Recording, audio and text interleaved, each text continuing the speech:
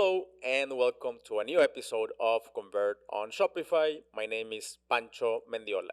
And today we're talking A/B testing, and specifically we are giving you 10 tips or 10 elements that you can focus your A/B testing efforts in 2022. So maybe if you're listening to this podcast, you are already doing A/B testing, or maybe you are listening to this podcast because you haven't decided if you want to start or where to start, or especially where to start. And we hope that this episode will give you a little more guidance and clarification on where you can focus your first efforts.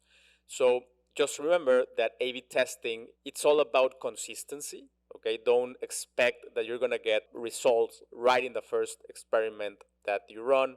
This is like going to the gym. You have to do it constantly and you're gonna get better at it. But these are, in my regard, 10 elements or 10 tips where you can start off. And so let's start with number one, which is free shipping. This is maybe a little bit obvious to you, but you will be surprised that there are still a lot of stores that don't offer free shipping. And this is an important thing that I recommend you to test it, but I mean, for your sake, we have done tests also ourselves, and it is remarkably different when a store offers free shipping. Let's say that the shipping is already included in the product, or at least they have a threshold so they can achieve free shipping. Let's say when they get to $50, $60, $100, even higher tickets we've done where they have to reach up to $150 or $200 to reach free shipping. We have gotten great results. So here the recommendation is, test it. Obviously, everything that we say, you have to put it to a test. That's why we're talking about A/B testing. But this is more of a recommendation. You need to have free shipping in some sort of way in your site. The second one is hero images over carousels. So this is super important because we as consumers or as users, we tend to develop a sort of like a blindness, a marketing blindness. I don't know how, but I think through repetition, we know what is an ad. And for this, I'm gonna give you some example. Remember when in Facebook you would get ads in the right, like there was like a right column where you should see a lot of ads, and that's where all the ads were placed. You didn't get ads like on your feed or in your timeline. So that was where the ad area was in Facebook. Let me tell you something. It's still there. There's still ads running in the right column. So if you browse in your computer, not in your devices, in your cell phone or your tablets, so if you browse in Facebook, not in the app, you'll still see that you have advertisement right in the right column, but we don't see it anymore. We know it's there, or maybe we forgot it's there because we don't even look there anymore. We got so bombarded with ads in this column that we developed a certain blindness to it. And this applies also to banners, specific types of content that we associate with ads. So even though you're doing, let's say, carousel ads or carousel content in that format, and maybe it's not even an ad, it's content, but people regard it or relate it to an ad, and sometimes this gets less results or less clicks. So this applies also to our websites. When we enter a website and we have these slides going like over, we already associate it with an ad or advertisement. And that's why we recommend that you stick to a hero banner instead of a carousel. Also, again, test everything that we say, but find it out for yourself. You will want a static, well-designed, like test the texts, test the photo, test the call to action buttons, test all that, but stick to a hero banner instead of a slider or a carousel format. Number 3 is your call to action.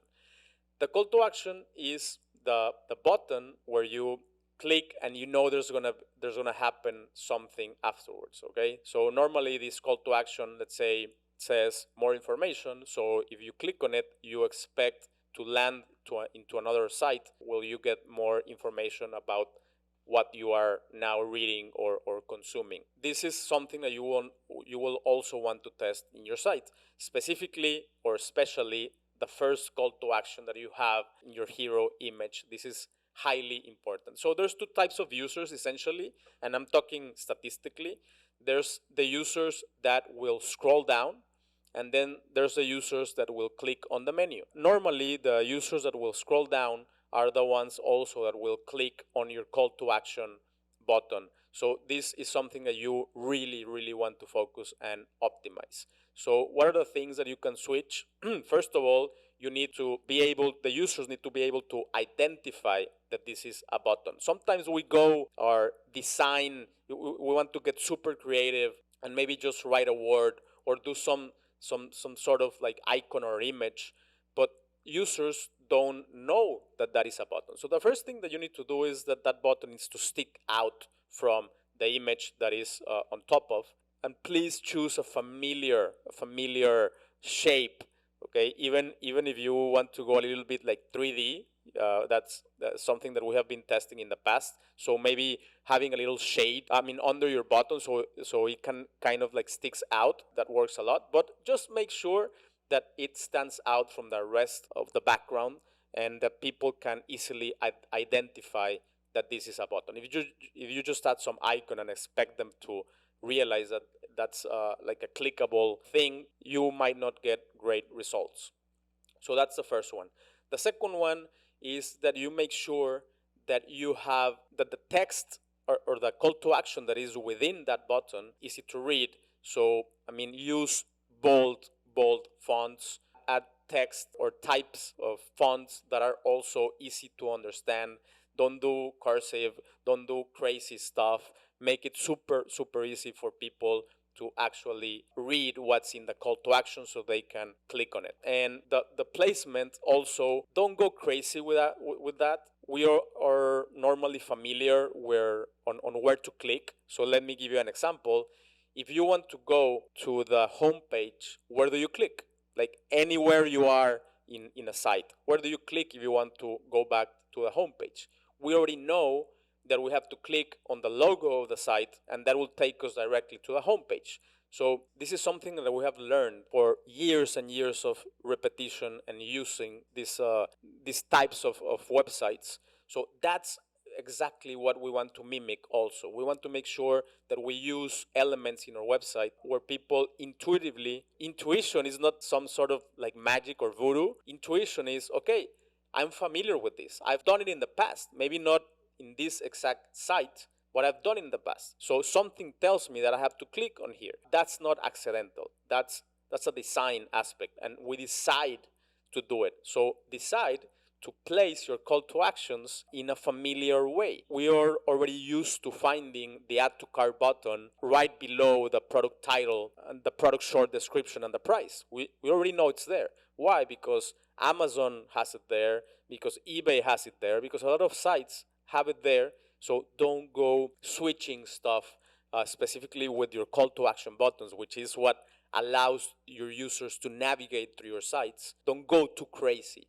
So if we're talking about a banner or a hero banner, you want to keep it normally in either right in the middle of the image or of the banner, or in the bottom right above the fold. So the fold is this imaginary line where the screen kind of cuts this hero banner. So you want to keep it above the fold, but in the bottom of the image. So, and you can play around. Maybe you can try it to the left, you can try it to the right. That's the sort of things you want to test, and that will depend on the image background. If your image background has a lot of noise or a lot of distractions in the left, then you want to place your button on the right, or vice versa, or in the middle. So that would be according to your background design or your hero image design. But make sure that you, at the end, ultimately you choose a familiar place where people can actually find your button and click on it. Number 4, use human photographs. So we have discussed in previous episodes about how the humanization of marketing is becoming more and more relevant. We want to know who is behind a brand. We like to see that there's humans, and we have also tested this. You probably have had some experience in the past where you do an ad, and then you have these haters, commenting on your ad. But once there's a human interaction, now once, like, if the brand responds, then the hate kind of continues. But if a human steps into that conversation as a human, as a person, not as a brand, then they kind of dial the tone down and they are more receptive. Because I don't know, this is there's some like psychology behind it. I don't know which is. I just like to see at the data. But as a brand, maybe we feel that they want just to get our money, and that's it.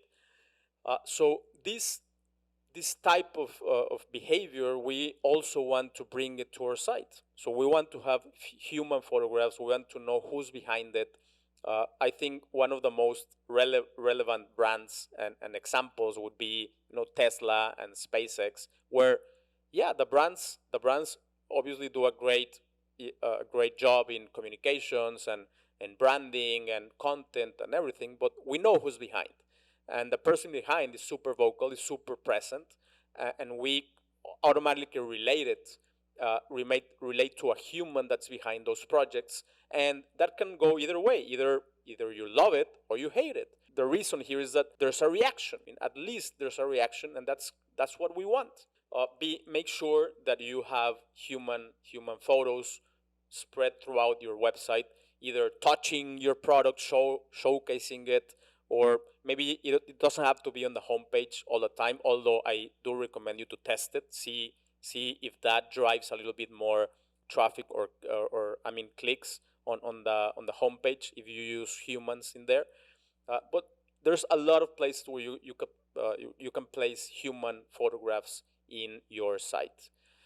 Number 5, the headline wording. Again, I know we already discussed the call to action in our hero banner, but there's several places where we have headlines. For example, our homepage, the first headline that you'll see is right above or hovering above the hero banner.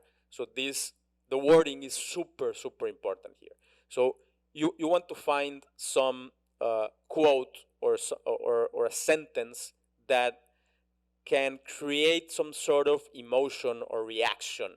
We want people to take action, whatever that is. Maybe it's to click on a button, maybe it's to sign up to something. We want to really, really focus or zoom in into what is the wording that we're using in that sentence. So there's some words that we think, or we as the brand owners, we think that they're super familiar, but maybe the user doesn't understand them, or maybe for them they have a negative connotation. We don't know, because we are like bubbled up in what we know and our own understanding of the product and on the language, that we think that everybody will understand it the same. And there's a lot of users of different profiles, different, maybe like even locations. So we need to make sure that we test different types of words, synonyms, arrangement, sizing, placement of the test or the headlines. So this is super, super important, and you also do it. Number 6, your product page. So the product page is the gateway between the consideration stage. So a user discovers your brand, okay, and then once it discovers it, they go into the consideration stage. So they learn more about you. They learn more about what you do, about the features of your product. We discussed it at length in one of the last episodes with Devansh. The gate, or the gateway, let's say, between the consideration stage and the conversion stage, where the person is actually now ready to buy, or more ready to buy than in the consideration stage, that starts with the add to cart button.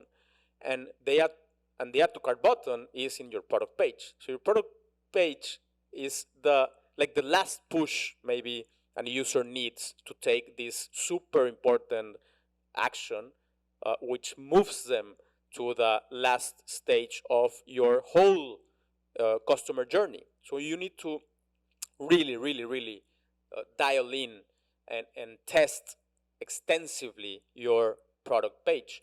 And this there are some areas that in the next episodes we're gonna get a little bit more deep.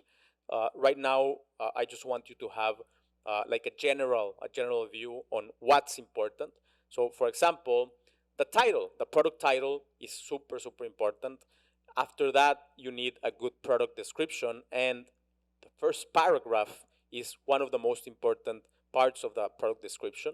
So this is where the user can answer the very first questions. You know, like what's in it for me? Okay, what do I gain if I buy your product? Why should I buy it? What are the key features of your product? Um, why should I care? You know about about your product. So those all those super important questions have to be answered in the first paragraph. If we are able to answer those questions in that first paragraph, then we can get them to either to add to the cart or at least to discover more information or to read through more information so we can answer in that same product page more of their questions, like how do I use it, how can I take care of it, uh, are there anyone can use it, is it a good fit for me, what are the ingredients, what are the dimensions, you know, the height, the width, the weight, will fit in my house, you know, all those questions, more like technical stuff, come after your first paragraph. So our first paragraph is basically our elevator pitch, our hook. That's what gets people interested. So you want to focus a lot on that, and also focus a lot on your photos. So you know that they say that one picture speaks louder than 1,000 words. Well, I don't know if you have that same saying in your language. We do in Mexico. So the pictures are super important. The pictures can communicate a lot more than words in terms of, for example, dimensions. So if I place something, if I want to sell uh, a vase, maybe the person doesn't understand dimensions, but if I place that vase next to something familiar, let's say, I don't know, pencil, and now they can say, oh, okay, so I know what the size of a pencil is. So now I have some sort of understanding on that dimension. Products are not only great to showcase the product and to show it in different angles, but they're also great to highlight certain things, such as having a frame of reference, but also for also like highlighting, let's say, materials. I'm a backpack geek. I love backpacks and all those sorts of things. So I really dive into like what's the brand of the zipper, what does the fabric look like, does it look resistant, does it look waterproof and dustproof, because I carry a lot of camera gear. So those are the things that maybe if you say them to me in text, they can work, but if I see it, it's a whole other level of understanding about the product. So this is all things that you need to optimize in your product page. Super, super focus on this, because, like I said, this is the gate, the starting point for your conversion funnel. You want people to have all the information necessary so they can take this important action and add a product to the cart. Okay. Number 7, font size and line height. This is maybe also a little bit obvious, but you need to take into consideration there's a lot of people that have different, let's say, reading and seeing capabilities, but also there's people that are using different devices. So if you have a huge development team, you can develop different versions of the sites for each type of browser and device and whatever you can imagine. Okay, great.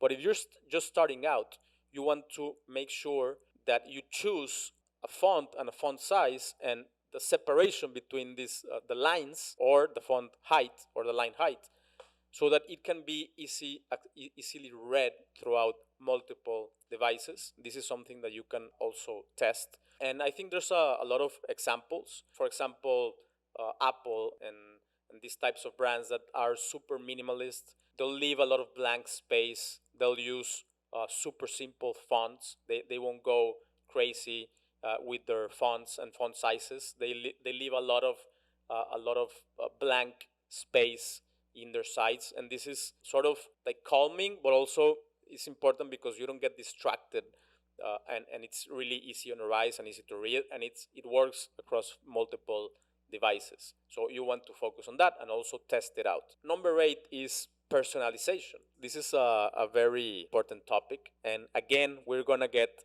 deeper into each one of these tips in further episodes. But we regard personalization as normally, okay, I don't want to generalize, but we normally regard personalization as something like an email that just says, "Hey, Pancho, really nice to meet you," and that's it. But real personalization comes from customer behavior, and if we have certain data and the user has agreed to share certain information, we can go a little bit farther into our personalization efforts and not only say, "Hey, Pancho," we can say, "Hey, I know that you have been browsing these products. Maybe I can help you out with your decision by giving you these 5 examples on how to use it." Okay, when a user lands to your site, we know not only what they clicked on, we know what they watched, what they viewed several times. We can really understand where their interest is.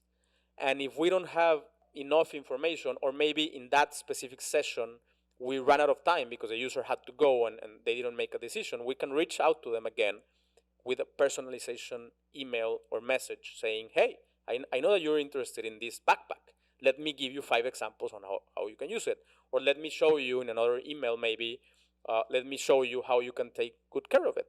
Or in another one, maybe, let me give you 5, I don't know, like arrangement examples on what type of gear you can put in there in different scenarios. So now personalizing the information that I'm going to send to this user, instead of just sending generic stuff, which, first of all, maybe they won't open, and second, it won't be linked to what their interest is. And today we have enough technology and data to actually do a lot of personalization. Number 9, this is a good one, and this one I have tested and I have a lot of examples of, which is notifications for back in stock products. So this one, I was operating or managing a store, and they hired me essentially to help them out with marketing.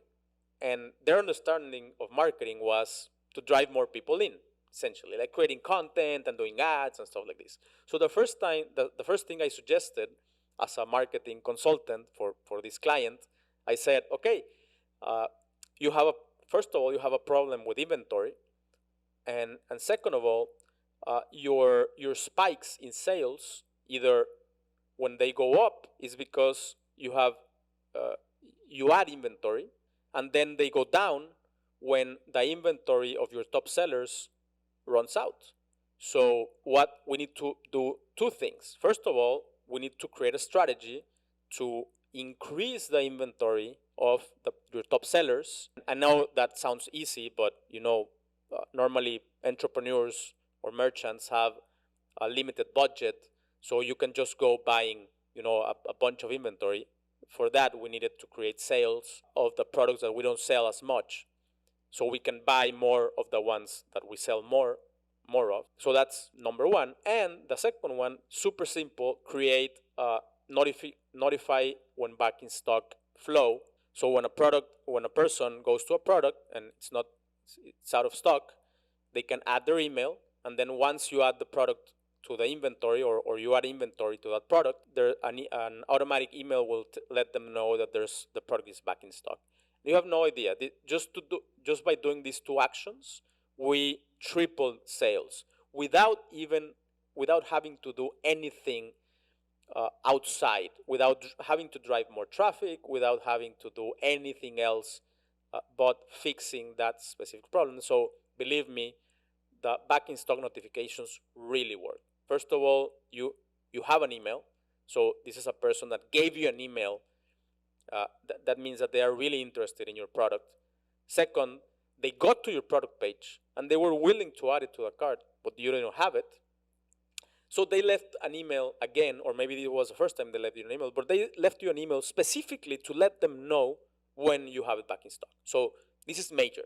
So if you don't have it and you have this problem where you constantly run out of inventory, well, you should add these notifications. And number 10 is help people, don't sell to them. And this is really, really important. Like I mentioned at the beginning, a user will spend the majority of their time in the consideration stage. So what they're trying to do, or what they do in that stage, is learn about your product, learn about your brand, learn about your service, but they also want to learn about themselves, about their problem, what they're trying to solve. Again, with the example of the backpacks. Maybe I already have a backpack. Maybe I'm looking for something that is larger, that can help me carry more, or maybe I want something.